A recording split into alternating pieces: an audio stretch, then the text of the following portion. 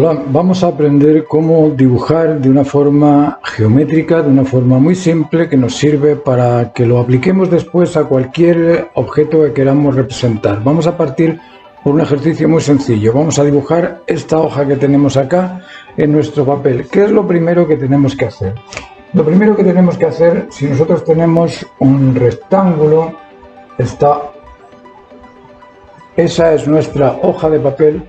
Lo primero que tenemos que hacer es buscar el centro de ese rectángulo. Hacemos unas líneas para ubicar el centro de ese rectángulo. Una vez que tenemos esas líneas hechas, dentro de ese rectángulo vamos a ubicar nuestra hoja, pero como lo que queremos es que nos quede bien compuesta, para centrar la composición vamos a transformar esta hoja que está aquí en un cuadrado. Vamos a decir, ok, esa hoja tiene forma más o menos cuadrangular. Y dentro de ese cuadrado nos sale aquí una especie de triángulo que es esta porción de la hoja de arriba, y debajo de esa porción vamos a hacer otra cosa. Vamos a hacer una línea horizontal que nos conecte los dos extremos de esta hoja. Entonces ya sabemos que por aquí va a existir otra especie de triangulito y hay otra especie de triangulito. Además de eso, aquí abajo tenemos otros dos triángulos. Vemos un triángulo hacia afuera, otro triángulo hacia afuera, y hacemos simplemente eso, y aquí tenemos el manguito de la hoja, y vamos a suponer que eso es la base geométrica, eso es el andamiaje gráfico para poder representar esta hoja. Entonces, dentro de este rectángulo que tenemos aquí, vemos que aquí hay una segunda porción, aquí tenemos otra segunda porción, por ahí se unen los dos, aquí tenemos una porción con otra porción que se une con esta, aquí tenemos una porción que se une con esa y otra porción aquí que se une con esta, aquí tenemos otra porción que se une con esto, aquí tenemos otra porción y aquí tenemos otra porción. Ahí veis lo fácil que resulta realizar la estructura de la hoja. Una vez que tenemos la estructura de la hoja ya podemos ir a los detalles y hacer esas vertientes que hay dentro de la hoja y ponerlas en su sitio. Pero si os fijáis, aquí hemos hecho varias cosas importantes. La primera cosa importante que hemos hecho aquí es dibujar la caja grande. ¿Cuál es la caja grande?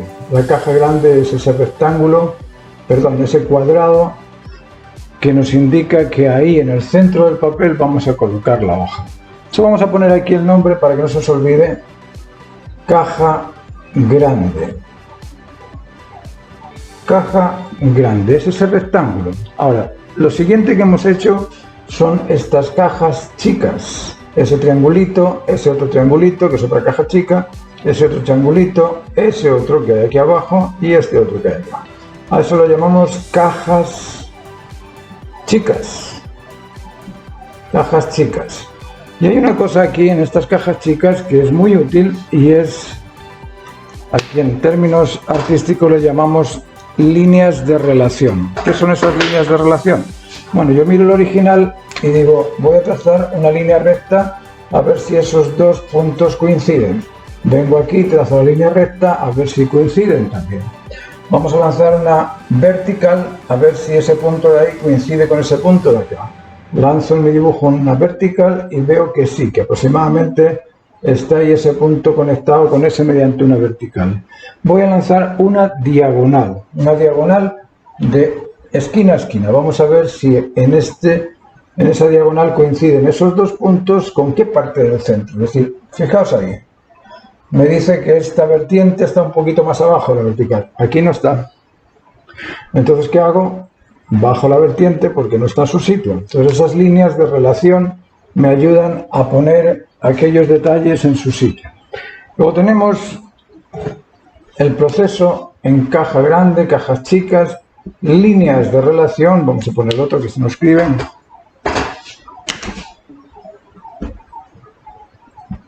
Líneas de relación que nos sirven para relacionar unas cosas con las otras, y después hay un apartado también que es muy interesante de observar, y ese apartado se refiere a los espacios ajenos, a esos espacios que existen entre una cosa y otra. Vamos a poner aquí, vamos a buscar los espacios ajenos. Cerramos esta línea y vemos cómo es ese espacio de ahí. Y me fijo y tiene cara así como de chancho. Parece la oreja del chancho, el morro del chancho, la boca del chancho. Vamos a ver si en mi dibujo lo mismo. Pues no, en mi dibujo no tiene forma de oreja chancho. Entonces voy a hacer que eso coincida con esa forma que veo ahí, que sí que tiene oreja de chancho. Entonces lo corrijo y le hago esa forma externa, lo que llamamos espacios ajenos, para corregir lo que hay en el interior. Espacios ajenos es el último. Espacios ajenos es lo último que hacemos para ver si esa forma está con su diseño o no.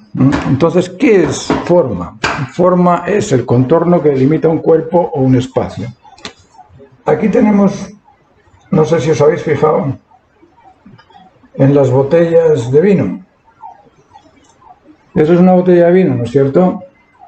No, eso es la parte externa de la botella de vino. Es decir, la forma es el contorno que delimita el cuerpo de la botella y al mismo tiempo el espacio de la botella. Es decir, la forma tiene esas dos características de contener el objeto y además dibujar un espacio. Luego, forma es el contorno que delimita un cuerpo y un espacio al mismo tiempo. De esta manera, si vemos objetos en la calle que queremos graficar, pues nos es muy fácil, utilizando estas 4 reglas de la caja grande, cajas chicas, líneas de relación y espacios ajenos, nos es muy fácil armar un cuento. Decimos, bueno, vamos a hacer aquí, no sé, un gato, por decirte algo. Vale, al gato le vamos a poner aquí la cabeza un poco más chica, porque esto es muy grande. A este gato le vamos a poner aquí las orejas, ok. Ese gato, lógicamente, va a tener que tener una línea para los ojos, va a tener una línea también para la nariz. Vamos a dibujarle ya la nariz, ya que estamos acá, y vamos a ponerle ahí los ojos, ya que estamos acá. Tenemos los 2 ojos, la nariz, y le hacemos ahí la parte frontal del gato. Los gatos tienen como ese saliente por ahí. Seguimos por esa curva, llegamos acá, y ahí le podemos hacer, si queremos, el rabito. ¿Y qué es lo que nos falta para hacer el gato? Bueno, 2 líneas que encajen las patas y 2 líneas o 2 rectángulos que encajen las pezuñas. Esto es muy sencillo, porque una vez que tenemos eso, ya podemos armar aquí el cuento del gato. Este gato salió un poquito extraño, pero si le borramos todas estas líneas de ayuda que teníamos a la hora de hacer el gato, nos damos cuenta de que la figura del gato pues sale y muy fácil. Aquí le vamos a poner otra patita también. Y ahí le ponemos las patitas y ya tenemos el gato. Ese tipo de estructura geométrica, aquí hemos visto que esto era un círculo, que quiera otro círculo. Si encuentro el gato de esa manera, de forma geométrica, va a ser muy fácil representarlo. Ahora, si yo no comprendo la estructura geométrica de las cosas que estoy viendo, me va a ser muy complicado. Entonces, por un lado, tenemos que ver cuál es la estructura del gato, cuál es el eje central de esa figura, porque el gato es un ser simétrico, entonces los ojos tendrían que estar perpendiculares a la línea del eje. La oreja esta debería estar un poquito más para acá, la otra oreja tal vez debería estar un poquito más arriba, para que nos salga un poquito más parecido a un gato, y de esa forma vamos ajustándolo en base a las normas o a las leyes de simetría. Esas normas de simetría son las que nos dicen cómo va a ser el gato. ¿Se entiende? O sea, cualquier dibujo que pretendamos hacer, si vamos a hacer una cabeza de una persona. Bueno, ¿qué es la cabeza de una persona? Lo primero es una estructura. La cabeza de una persona es un óvalo. Es una especie de círculo de donde sale la barbilla, sale el mentón, un poquito más abajo que el círculo. Eso lo dividimos en 3 porciones, sacamos aquí la porción de la nariz, decimos ok, a la altura entre la nariz, entre las cejas y la nariz, vamos a tener aquí la oreja. Vamos a dejarle un espacio que sea aproximado a lo que puede ocupar esa oreja, ¿vale? Ya tenemos ahí la oreja de este señor, sabemos que el ojo vendría más o menos por ahí, pero cuando lo comprendo en base a simetría, todo esto se me hace muy sencillo, ¿veis? Muy fácil de hacer cuando lo comprendo como un aspecto geométrico, cuando lo veo en base a aspectos geométricos. ¿Habéis visto lo fácil que es armar el cuento de un señor. ¿Gracias a qué? Gracias a la estructura. Gracias a comprender que eso que veo es una cara que tiene una forma, circular, o que tiene una forma más o menos, no sé, hay personas que tienen esto un poquito más acá, que la nariz le sale más, bueno, le quitamos ahí, le ponemos más nariz. Hay otros que tienen la oreja más adelante, más atrás, otros tienen más caída, pero de esta manera yo puedo concretar una figura humana o una figura de un personaje de una forma muy rápida. Nosotros tenemos que ir soltándonos en el hacer bocetos, en el hacer estudios previos antes de hacer una figura. Esta figura, como veis, es muy sencilla de hacer, pero si estamos haciendo la figura humana también es sencillo. La figura humana sabemos que es un tope, una distancia. ¿Dónde está el ángulo inguinal de la figura humana? El ángulo inguinal generalmente está en el centro, ahí es donde tiene las caderas. Y del centro hacia arriba, ¿dónde está la mitad? La mitad del centro para arriba están las tetillas. Y de la mitad para abajo, ¿qué es lo que hay? Las rodillas, ahí tenemos los dos puntitos de las rodillas. Ahora, del primer aspecto que dejamos ahí arriba, ¿qué tal si lo cortamos en dos y dejamos aquí espacio para la cabeza y hacemos ahí ya el torso? ¿Qué pasa si entre las tetillas y el ángulo inguinal ubicamos el ombligo y unimos el ombligo con la tetilla? Nos da el sitio donde está la clavícula, donde comienza la escápula por detrás y la clavícula por delante. Es decir, yo ya sé que de aquí va a salir el brazo. ¿Hasta dónde va a llegar el codo? Fijaos bien con qué coincide el codo. No os coincide el codo con el ombligo, no está por ahí a la altura del ombligo, un poquito más abajo, un poquito más arriba, dependiendo de qué tipo de formato tenemos. Hay gente que está más proporcionada en tanto a no sé, a medir 8 cabezas, hay gente que tiene 7 cabezas y media, hay gente que tiene 6 cabezas y media, pero a la altura del ombligo nos queda el codo. Vamos a ponerle los dos codos hasta la altura del ombligo, ¿vale? ¿Qué pasa ahora si de la ingle o del ángulo inguinal hacia las rodillas les busco la mitad? ¿Qué es lo que ocurre en la mitad? Bueno, pues hasta la mitad resulta que llegan las manitas. Ya tenemos las manitas hasta la mitad de la distancia entre el ángulo inguinal y las rodillas. Ahora, ¿qué pasa si yo en el ombligo le saco un par de puntos debajo de las tetillas y uno con una línea medio curva las rodillas con esa cintura? ¿Qué pasa si yo subo esto hasta los hombros? Me queda ya la figura casi hecha. ¿Y qué hay desde las rodillas hasta los pies? En la mitad. En la mitad resulta que existen estas cosas que llamamos gemelos, y esos gemelos largamos el tibial para abajo y ahí podemos sacarle los pies. ¿Habéis visto lo fácil que es armar esta figura? Ponte que esta figura tiene el brazo hacia arriba. Bueno, ya sé que la longitud del brazo va a ser más o menos la misma a la del antebrazo. Y ahí le pongo la mano y ya tengo un señor con su mano en el corazón. ¿Habéis visto lo fácil que es? Es muy sencillo, pero para que se haga sencillo necesitamos saber que la figura tiene en su centro el ángulo inguinal, en su centro superior las tetillas, en su centro inferior las rodillas, en el centro superior la cabeza, en el centro segundo el ombligo, en el centro entre el ángulo inguinal y las rodillas donde nos llegaría la mano, ahí podemos poner las manos, y en el centro los gemelos, la tibia para abajo, la pierna por aquí, junto al ombligo le sacamos la cintura, unimos del ombligo las rodillas. Esto salió bien delgadito, pero mejor facha, ¿viste? Uno el ombligo con la tetilla hasta ver dónde me sale y a la altura de la cabeza le pongo los brazos hasta el ombligo, y con este esquema yo puedo empezar a construir la figura humana. ¿Cómo se construye la figura humana? Bueno, pues empecemos a repasar un poquito todo esto que estamos haciendo como andamiaje.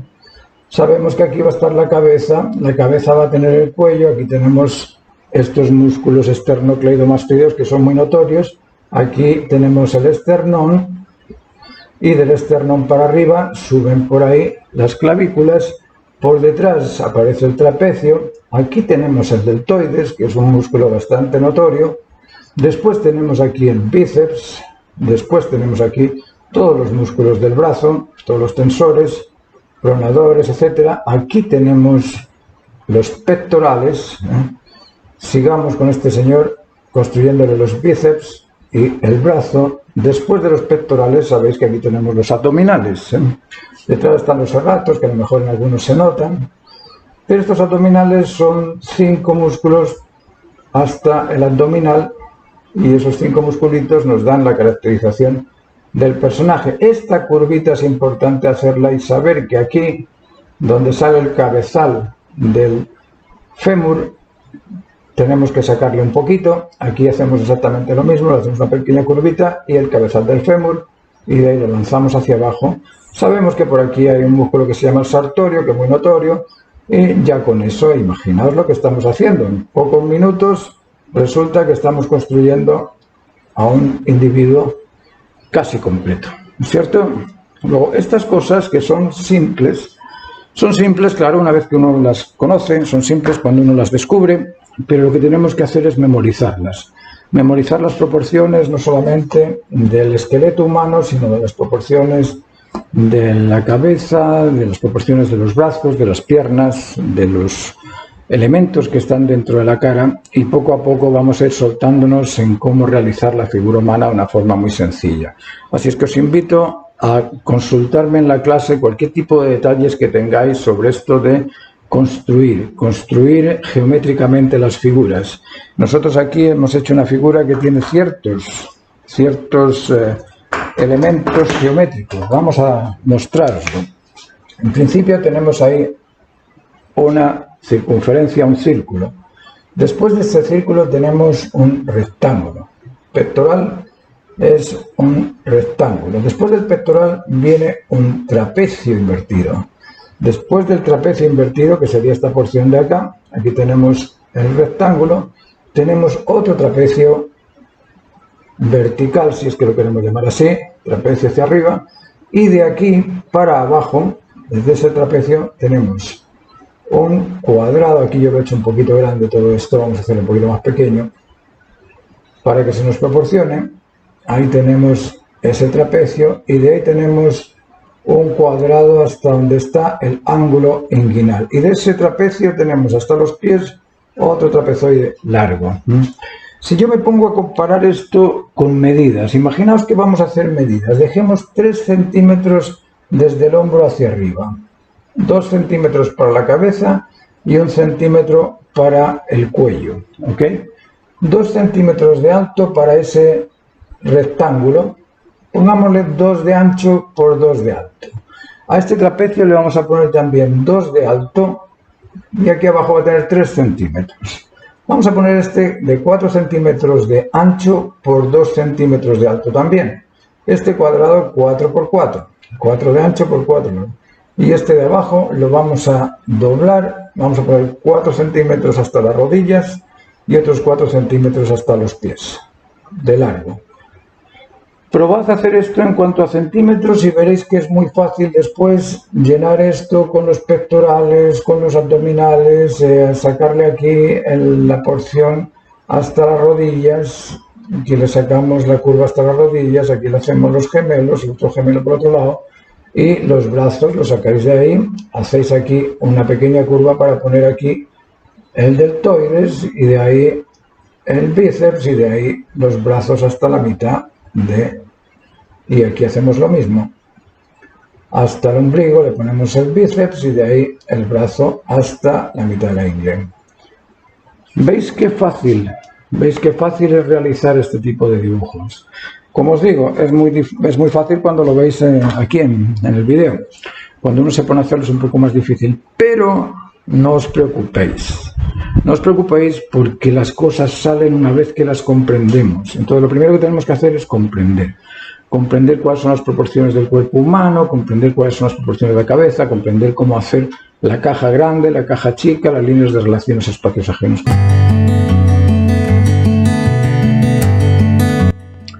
En este caso vamos a hablar de los tonos. Ya sabemos que para hacer la cara, como os he explicado antes, era necesario hacer la parte estructural del gráfico interno, es decir, de ese círculo con esas 3 porciones iguales, donde teníamos la nariz, ahí teníamos el ojo, la ceja, la boca, la barbilla, etcétera, etcétera.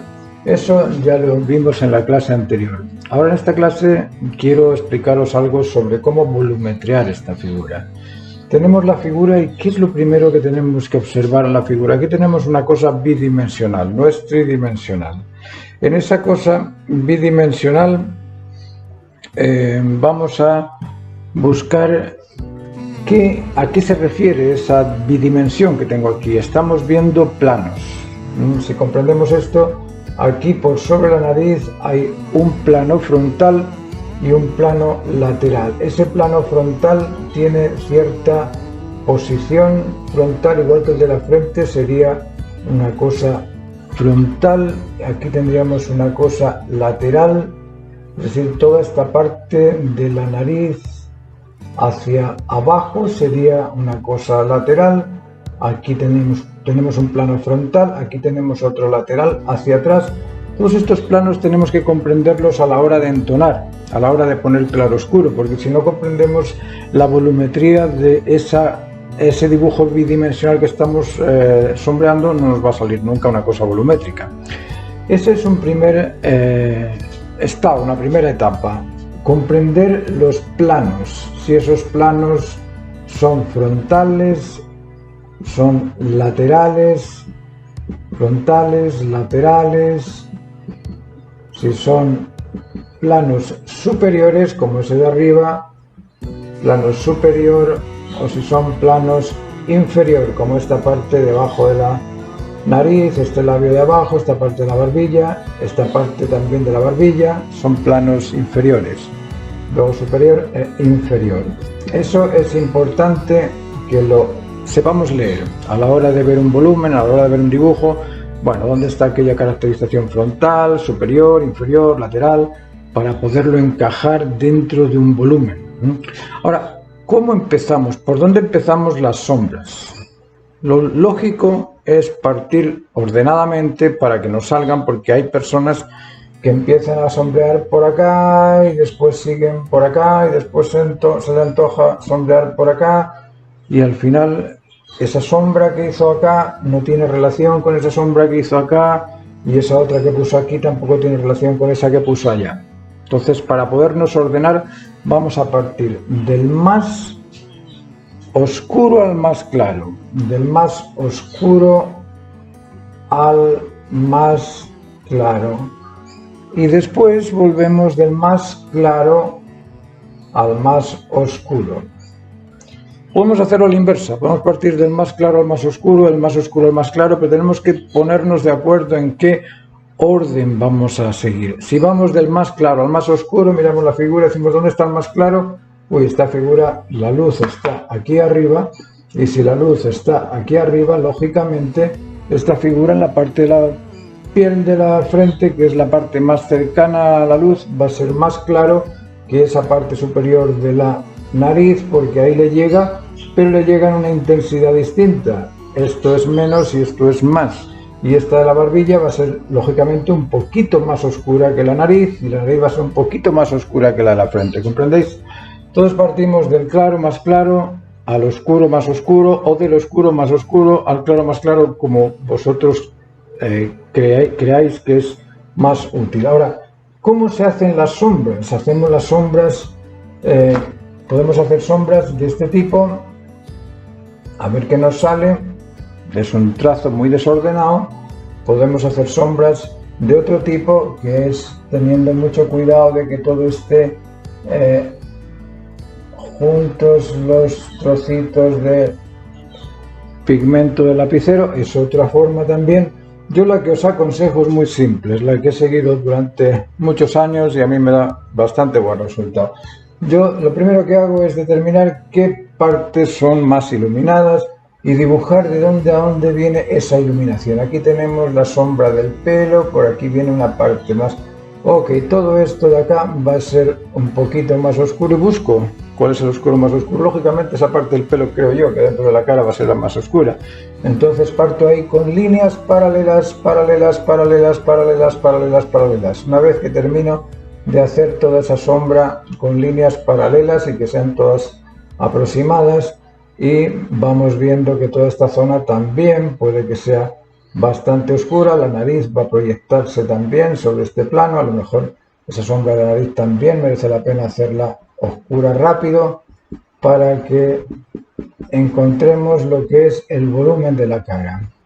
Ya hicimos todas las líneas paralelas con un poquito más de cuidado de lo que estoy haciendo yo acá. Yo os estoy mostrando simplemente cómo hacerlo. Pero vosotros tenéis que hacer la línea paralela con la misma presión, con la misma intensidad, con el mismo lapicero también para que tenga el mismo grado de claroscuro. Y una vez que tenéis toda la figura ordenada, ya sabéis que todo esto va a estar oscuro porque no tiene luz y toda esta parte va a ser la parte más iluminada porque es la que tiene luz. Una vez que tenemos eso, ya tenemos la diferenciación del plano frontal, del plano lateral. Sobre ese cruzadillo, sobre ese paralelo que hice, voy a hacer un cruzadillo. Ese cruzadillo lo voy a hacer allí donde considere que hay planos más oscuros. Ok, aquí debajo de las cejas resulta que hay una zona oscura y como es bastante oscura yo voy a cruzar esas líneas. Aquí también parece que esta zona va a ser un poquito más oscura, le hago el cruzadillo parejo, siempre parejo. Aquí debajo creo que va a haber un poquito más de sombra, así es que ahí le voy a hacer el oscuro con un cruzadillo parejo. Esta parte de abajo de la nariz lógicamente va a tener más oscuridad, le hago el cruzadillo parejo, siempre el cruzadillo parejo. Y voy buscando de la figura qué zonas creo yo que pueden ser las más oscuras y ahí donde les hice un achurado paralelo le intensifico con un achurado cruzado. Hacemos el cruzadillo. Ese cruzadillo se puede hacer con una intensidad media, con una intensidad mayor, incluso puedo volver a insistir, hacer el cruzadillo de arriba abajo hasta oscurecerlo más. Esto con el lapicero se oscurece, con esto no se oscurece, pero bueno, es para explicaros cómo hacerle la parte del sombreado a los dibujos. En ese sombreado lo podéis hacer directamente con el lápiz o podéis trazar con el lápiz y después venir con un difumino, que es una cosa de papel, que es parecido a un lápiz de papel, y con ese difumino lo tenéis que ablandar primero con el martillo para que sea fácil de usar, para que no os raspe, sino para que os extienda el carboncillo, y con ese difumino lo vais pasando por encima con cuidado. En la clase os voy a explicar cómo hacerlo bien, porque aquí estoy haciéndolo con un market, con una cosa que no, yo sigo oscureciendo y al final en lugar de oscurecerlo me está quitando el pigmento que estoy poniendo debajo. Pero bueno, a lo que voy es a insistir siempre con un cruzadillo muy bien hecho, pero ese cruzadillo tiene que estar dentro de la sombra dibujada, es decir, tenéis que dibujar de dónde a dónde y con qué forma vais a pintar esa sombra. Una vez que tenéis dibujada la zona de sombra, ahí le ponéis el cruzadillo. Ahí vais con el lápiz haciendo esas líneas paralelas y esas líneas después cruzadas hasta llegar a la intensidad que necesitáis. Siempre dibujando de dónde a dónde, que se vea muy bien qué forma tiene la sombra. ¿Por qué? Por una razón muy sencilla. Imaginaos que yo estoy haciendo la sombra de la nariz. Y la sombra de la nariz tiene esa forma. Aquí tenemos una forma, la forma de la nariz. ¿Qué me dice esa sombra? Esa sombra, al hacerla contorneada y ver la forma que tiene esto, es solo algo que se hace al principio para aprender. Después no tenéis por qué hacerlo en todos los dibujos, pero para aprender es muy útil. ¿Por qué? Porque esta sombra me dice que entre esta sombra y esta sombra hay un espacio. Y ese espacio es proporción. Y esta otra sombra que tengo aquí con esa forma me dice que entre esa sombra y esta otra sombra hay otro espacio, y ese espacio es proporción. Y cuando dibujo la sombra de la barbilla y la tengo delineada, me dice que entre la sombra de la barbilla y el fin del cuello hay otro espacio, y eso es proporción. Es decir, dibujar las sombras primero y rellenarlas después nos sirve para poder proporcionar también el dibujo. Entonces, por un lado estamos haciendo el trabajo de entonar y por otro lado estamos haciendo también el trabajo de ajustar las proporciones. En una figura van a existir también sitios de contrastes duros. Por ejemplo, aquí puede que sea un contraste duro y puede que aquí el contraste sea blande, puede que aquí, como le pega la luz, el contraste sea blande, puede que aquí en la parte del labio superior el contraste sea blande. Habéis visto que estoy quitándole las líneas, pero no estoy quitando volumetría. Esos contrastes duros y blandos tenemos que hacer siempre el repaso de la figura y decir que aquí está más cerca de la luz. Lógicamente ese contraste, por estar más cerca de la luz, porque a más proximidad a la luz corresponde más contraste y a menos proximidad a la luz corresponde menos contraste, al estar más cerca de la luz aquí exige un contraste más oscuro. Ahí le pongo más negro que lo que le pudiera poner aquí. Aquí podría ser un gris parejo, un gris no tan oscuro como el gris que está más cerca de la luz, porque este gris está más lejos de la luz. Entonces, a más lejanía de la luz, menor contraste, a más proximidad a la luz, mayor contraste. Y una vez que repasamos los contrastes y eliminamos las líneas ahí donde no son necesarias y eliminamos las partes del dibujo que sirven para airear, para que ese dibujo entre en relación con un ambiente, porque si lo recortamos todo, si esto lo dibujo muy bien, esto también lo dibujo muy bien, eso también lo dibujo muy bien, eso también, está tan recortada la figura que digo, bueno, sí, ahí está una figura y el ambiente no sé dónde estará, pero parece que el ambiente está detrás de la figura. Sin embargo, cuando yo le quito esas líneas, resulta que el ambiente pasa a formar parte del dibujo, pasa a formar parte de la figura, y eso es muy importante. Es muy importante para que las cosas se vean en un ambiente aireado, para que se sienta que hay volumen y además del volumen está inserto en un ambiente. Así es que lo vamos a dejar hasta aquí esta clase, y cualquier duda que tengáis sobre esta clase, en la reunión que tengamos después me la hacéis saber, me la hacéis notar. Si tenéis algún tema con los lapiceros, con los difuminos, con la rasqueta de limpiar el difumino, con las gomas de borrar, que hay gomas también que no borran o que te borran y te dejan una marca ahí. Todas esas cosas las conversamos en la clase. Muchas gracias.